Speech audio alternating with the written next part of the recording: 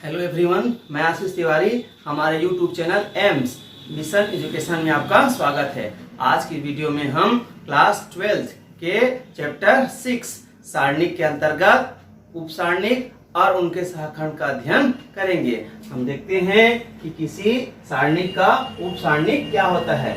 अगर सारणिक के अवयव आई जे का उपसारणिक एक सारणिक है जो आयवीय पंक्ति और जेवीय स्तंभ जिसमें अवयव ए आई जे स्थित है को छोड़कर प्राप्त होता है।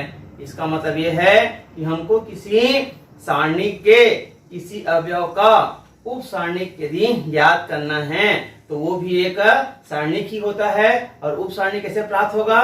तो जिस अवयव का हमको उप सारणिक ज्ञात करना है उसके आयु पंक्ति का, यहाँ पर ए आई जे लिखा है तो आयु पंक्ति को और जेवीय स्तंभ को छोड़ करके जो अवयव और बच जाएगा उससे जो नया सारणिक प्राप्त होगा उसे उस अवयव का उप सारणिक कहते हैं। यदि मान लीजिए यहाँ पर ऐसा लिखा है A21 ऐसा लिखा हुआ है, मतलब हमको दूसरा पंक्ति और पहले स्तंभ के अवयव को छोड़ने से जो अब सारणिक प्राप्त होगा वो सारणिक इस अवयव का उप सारणिक कहलाएगा। और किसी भी अवयव के उप सारणिक को m से निरूपित करते हैं। यहाँ पर हमारा अवयव ए आई जे है तो अवयव ए आई जे के उप सारणिक को एम आई जे द्वारा निरूपित करते हैं। जैसे यहाँ पर अवयव 21 है जिसके उप सारणिक है माइनर तो m से, और जिस अवयव का उप सारणिक निकाल रहे हैं उसी को हम लिख देंगे। यहाँ पर 21 का निकाल रहे हैं तो A21 का अवयव 21 का उप सारणिक जो है M21 होगा। और n कोटि के सारणिक का उप सारणिक n-1 कोटि का सारणिक होता है। हमको ध्यान देना है कि हमारे पास एक सारणिक है जिसकी कोटि n है, लेकिन n का मान जो है 2 या 2 से अधिक होना चाहिए। मतलब सारणिक का मान कम से कम द्वितीय कोटि का होना चाहिए या उससे अधिक का होना चाहिए। अगर ऐसा कंडीशन है तब उस सारणिक के उप सारणिक का मान n-1 कोटि का सारणिक होता है। अगर दो कोटि के सारणिक है तो उसका जो है उप सारणिक 2-1 अर्थात 1 एक कोटि का उप सारणिक होगा। यदि तृतीय कोटि के सारणिक है तो उसके उप सारणिक का मान 3-1 मतलब 2 कोटि का सारणिक हमको प्राप्त होगा। एक एग्जांपल लेते हैं। मान लेते हैं कि हमारे पास एक सारणिक A है जिसके अवयव जो है 2, 3, 6, 5 हैं। अब हमको जैसे यहाँ पर 2 का अवयव 2 का उप सारणिक निकालना है। अवयव 2 का उप सारणिक तो हम देखेंगे कि 2 जो है कहाँ पर है, तो कहाँ पर है तो पहले रो में है और पहले कॉलम में है। m लिखेंगे, उप सारणिक निकालना है तो हम लिखेंगे m अब पहला रो में है, अब अवयव जो 2 है वो पहले रो में है और पहले कॉलम में है तो हम लिखेंगे m11। अब उप सारणिक निकालना है तो बोल रहा है कि उसके जिस पंक्ति और जिस स्तंभ में अवयव है उस अवयव को क्या करना पड़ेगा, छोड़ना पड़ेगा। ये दो जो है पहले रो में है और पहले कॉलम में है तो उसके अवयव को हम छोड़ देंगे। इसको छोड़ेंगे और इसको छोड़ देंगे तो बचा क्या, यहाँ बचा हमारा 5। ये जो 5 है वो अवयव 2 का उप सारणिक होगा। इसी प्रकार अवयव 6 का उप सारणिक निकालना है हमको। हम देखेंगे जो 6 है वो कहाँ पर है तो पहले रो में है और दूसरे कॉलम में है। सबसे पहले देंगे m पहला, अब ये पहला रो में है 6 तो रो को पहले लिखते हैं और दूसरे कॉलम में है तो ये दूसरा कॉलम तो m12। अब क्या करना है कि पहले रो को और दूसरे कॉलम को हम छोड़ देंगे। पहले रो को छोड़ेंगे और दूसरे कॉलम को छोड़ेंगे तो बचा क्या यहाँ पर 3। तो ये जो 3 है वो अवयव 6 का क्या हो जाएगा, माइनर हो जाएगा। इसी प्रकार हम अवयव 3 का उप सारणिक देखते हैं। अवयव 3 का उप सारणिक m लिख देंगे और जो 3 है वो कहाँ है दूसरे रो में है और पहले कॉलम में है। इसको हम लिखेंगे 2 1 21। अब दूसरे रो को छोड़ना है और पहले कॉलम को छोड़ना है, तो क्या बचेगा 6 बचेगा। इसी प्रकार इसका अवयव 5 का उप सारणिक निकालते हैं, तो ये लिख देंगे m। अब जो 5 है वो कहाँ है, दूसरे रो में है और दूसरे कॉलम में है, तो लिख देंगे M22। तो दूसरे रो को छोड़ना है और दूसरे कॉलम जो यहाँ लिखा रहेगा उसी को छोड़ना है, दूसरा रो और दूसरा कॉलम, दूसरा रो दूसरा कॉलम, तो क्या बचा 2 बचा। इस प्रकार हम इस द्वितीय कोटि के जो सारणिक है उनके सभी अवयव का उप सारणिक निकालिए। एक हम तृतीय कोटि के उप सारणिक जो है देखते हैं। जैसे हमारे पास एक सारणिक है जिसकी कोटि जो है 3 है, 2 3 6 5 7 8 1 4 6 9 कर लेते हैं इसको। यहाँ पर हमारे तृतीय कोटि के जो सारणिक है उसके अवयव हो गया। अब हमको इसमें से किसी भी अवयव का उप सारणिक हमको ज्ञात करना है। जैसे मान लिया 7 का ज्ञात करना है, तो हम लिखेंगे 7 का उप सारणिक।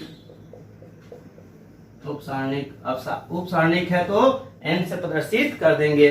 अब हम देखेंगे कि ये 7 कहाँ है, तो जो 7 है वो दूसरे रो में है और दूसरे कॉलम में भी है, तो M22। अब हमको छोड़ना है, तो किसको छोड़ेंगे, तो दूसरे रो को छोड़ेंगे, ये दूसरे रो के जो अवयव है उसको छोड़ देंगे और दूसरे कॉलम के अवयव को छोड़ देंगे। तो बचा क्या, तो बचा हमारा यहाँ पर 2 6 1 9। ये हमारे जो 7 का उप सारणिक हो गया। और जैसे यहाँ हम लोग पढ़े थे कि n कोटि के जो सारणिक है उसके उप सारणिक का मान n-1 कोटि का होता है, मतलब एक क्या है कम हो जाता है। यहाँ पर तृतीय कोटि का सारणिक था और उसमें 3 में 1 कम कर दिए, तो कितना बचा 2। तो इस 7 के जो उप सारणिक है वो द्वितीय कोटि के हमको प्राप्त हुए। ये जो लिखा है 7 का उप सारणिक, क्या लिखा है M22 = 2619। ये जो है अवयव जो 7 है उसके उप सारणिक है, उप सारणिक। लेकिन हमको क्वेश्चन में पूछ देगा कि उप सारणिक का मान ज्ञात कीजिए, 7 के उप सारणिक का मान ज्ञात कीजिए। तो आगे इसको हमको हल करना पड़ेगा M22। अब ये द्वितीय कोटि के सारणिक है तो इसका प्रसार करना पड़ेगा, त्रियक गुना कर देंगे, 2 और 9 का इंटू करेंगे, माइनस करेंगे, 6 × 1 हो जाएगा M22। 9 दूनी 18 और 6 एकम 6, तो M22 18 में चढ़ देंगे तो 12। इस प्रकार इस 7 के जो उप सारणिक है उसका मान, उप सारणिक बोल रहा है तो हमारा आंसर ये होगा। उप सारणिक का मान ज्ञात कीजिए बोलता है, तो हमारा मान इस 7 के उप सारणिक का मान जो है 12 प्राप्त होगा। इसी प्रकार हम किसी भी अवयव का, जैसे 9 का निकालना है तो 9 हम देखेंगे किस में है, 33 में है। 9 का अगर उप सारणिक निकालना है, 9 का उप सारणिक, तो हम M लिखेंगे और 9 किस में है, तीसरे रो में है और तीसरे कॉलम में है, तो M33 देंगे। अब तीसरे रो को और ये तीसरे रो को और तीसरे कॉलम को हम मिटा देंगे, तो बचा क्या, तो बचा हमारा 2 3 5 और 7। तो इस अवयव जो 9 यहाँ पर लिखा हुआ था उसका उप सारणिक का मान, उप सारणिक ये हो जाएगा और इसका मान निकालना है तो इसका हम प्रसार कर देंगे तो मान निकल जाएगा। यहाँ प्रसार करें तो 7 दूनी 14 और 3 पंचे 15, तो मान क्या हो जाएगा इसका -1। आगे हम पढ़ेंगे सहखंड को फैक्टर। एक अवयव aij का सहखंड जिसे aij द्वारा निरूपित करते हैं, जहां aij = -1 to the power I + j mij के द्वारा परिभाषित करते हैं, जहां aij का उप सारणिक mij है। इसका मतलब यह हुआ कि यदि हमको कोई सारणिक दिया हुआ है और उस सारणिक के किसी अवयव aij का अगर हमको सहखंड ज्ञात करना है तो सहखंड को हम aij द्वारा निरूपित करेंगे। कोई भी अवयव, जैसे यहाँ पर हमारा अवयव लिखा है 22A22। अब इसका सहखंड ज्ञात करना है, तो सहखंड को निरूपित करेंगे A से। अब यहाँ जो लिखा रहेगा 22 लिखा है तो हम 22 लिखेंगे। अब इसका मान कैसे प्राप्त होगा? इसका मान प्राप्त करने के लिए हमको इस फार्मूला का यूज करना पड़ेगा। जहां पर हमारा I है, I लिखा है, वहां पर जो रो रहेगा उस रो का मान रखेंगे। I का मतलब क्या हो गया? रो, और J का मतलब क्या हो गया? कॉलम। तो यहाँ पर हम इस फार्मूले में मान रखेंगे तो हमको सहखंड का मान ज्ञात हो जाएगा। जैसे A 22 है तो लिखेंगे -1, I की जगह में 2, J की जगह में भी 2, फिर M, I की जगह में 2 और J की जगह में 2। तो A 22 इज इक्वल टू -1, 2 + 2 कितना जाएगा? 4M 22। A 22 हो जाएगा -1 को दिए हम 4 टाइम इंटू करें, 4 बार गुना करें, -1 को 4 बार गुना करें तो क्या हो जाएगा? +1 ही प्राप्त होगा। और 1 इंटू M2 करेंगे, 1 इंटू M22 करेंगे तो A 22, 1 इंटू M22 तो M22 हो जाएगा। तो ये इस प्रकार अगर हम किसी जो अवयव है, जैसे A22 है, इस अवयव का हमको सहखंड ज्ञात करना है तो हमको M ज्ञात करना पड़ेगा। और M क्या है? तो उस अवयव का उप सारणिक है। तो उप सारणिक ज्ञात कर लेंगे तो हम सहखंड भी ज्ञात कर सकते हैं। लेकिन हमको ये ध्यान देना पड़ेगा कि चिन्ह क्या रहेगा। जैसे A21 है तो A21 बराबर हम लिख सकते हैं M21। लेकिन सवाल है कि यहाँ प्लस रहेगा कि माइनस, तो हमको कहाँ से प्राप्त होगा? तो पिछले वीडियो हम लोग पढ़े थे, पहले पढ़ चुके हैं कि 2 से हमको इसको संख्या क्या करना पड़ेगा? जोड़ना पड़ेगा। जैसे 2 और 1 कितना हो जाएगा? 3। अब 3 है तो 3 क्या है? विषम संख्या है। तो अगर -1 की घात अगर हम 3 करते हैं तो क्या जाएगा? -1। तो अगर संख्या यहाँ पर जोड़ जो है विषम संख्या है तो माइनस आएगा, और सम संख्या है यहाँ पर 2 2 कितना आया था? 4 है तो कहा जाएगा सम संख्या, तो प्लस आएगा। जैसे A11 ऐसा लिखा है तो हम लिख देंगे M11। अब प्लस होगा कि माइनस, तो जोड़ेंगे 1 1 2 सम संख्या है तो प्लस हो जाएगा।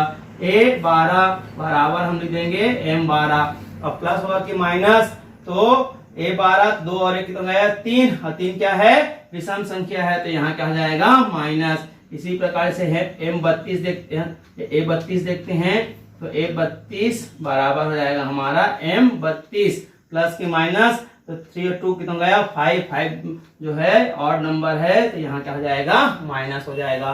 तो हमको किसी भी अवयव का सहखंड ज्ञात करना है तो उसके लिए पहले हम क्या निकालेंगे? उप सारणी निकालेंगे, उप सारणी का मान निकालेंगे। अब उस उप सारणी के मान में यदि हम चिन्ह का यूज करें प्लस या माइनस, देखेंगे कि क्या है ऐसे करके, तो हमको सहखंड ज्ञात जो है ज्ञात हो जाएगा। एक एग्जांपल देखते हैं। जैसे हमारे पास एक सारणिक A है जिसके अवयव लिखा है 6 5 8 9। अब हमको इसमें से किसी भी अवयव का सहखंड ज्ञात करना है। जैसे हमको पहला अवयव है हमारा 6, तो 6 का जो है सहखंड निकालना है। तो अवयव 6 का सहखंड, अवयव 6 का सहखंड निकालते हैं तो सबसे पहले हम लिख देंगे A लिखेंगे, तो सहखंड को A से निरूपित करते हैं।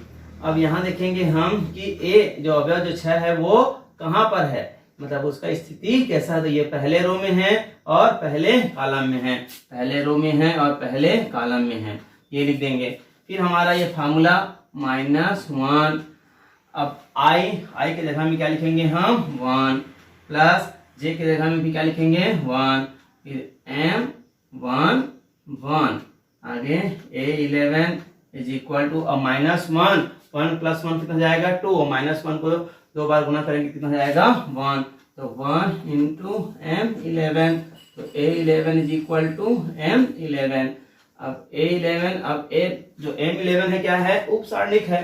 तो उप सारणिक कैसा होता है कि किसी भी अवयव का उप सारणी निकालना रहता है तो उसके रो और कॉलम को हम छोड़ते हैं। तो किसको, कौन से रो को छोड़ेंगे? पहले रो को छोड़ेंगे और पहले कॉलम को छोड़ेंगे। तो पहले रो को पहले कॉलम को छोड़ें तो बचा कौन सा? 9। तो इस जो अवयव 6 है उसका सहखंड का मान कितना हो जाएगा, 9 हो जाएगा। इसी प्रकार से हमको 5 का निकालना है। ये इस अवयव 5 का सहखंड निकालना है। तो हम लिखेंगे ए। अब ये 5 किस में है, दूसरे रो में है और पहले कॉलम में है, तो हम लिख देंगे ए 21, ये -1। अब आई की जगह में क्या लिखा है 2, तो जाएगा 2, आई जे की जगह में क्या लिखा है 1, फिर लिख देंगे m2 1, फिर -1 का पावर 3, फिर m21। इसको हल करेंगे तो -m21 हो जाएगा, ए 21। आगे A21।